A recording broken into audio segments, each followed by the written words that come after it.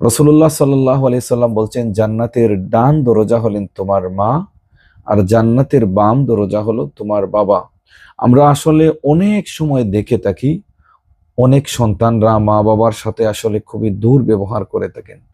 প্রিয় কলিজার টুকরা ভাই বোনেরা, বন্ধুরা, বিনয়ের সাথে হাত জোর করে বলছি, কখনো মা বাবাকে কষ্ট দিবেন না।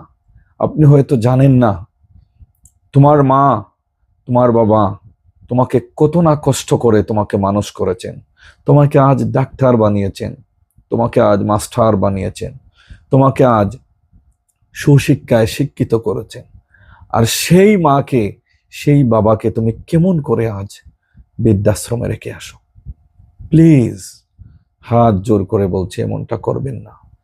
তোমার মা আর তোমার বাবা যদি আসলে কষ্ট পেয়ে যান, নারাজ হয়ে যান, মনটা যদি খারাপ হয়ে যায়, তোমার সমস্ত জীবন বরবাদ হয়ে যাবে।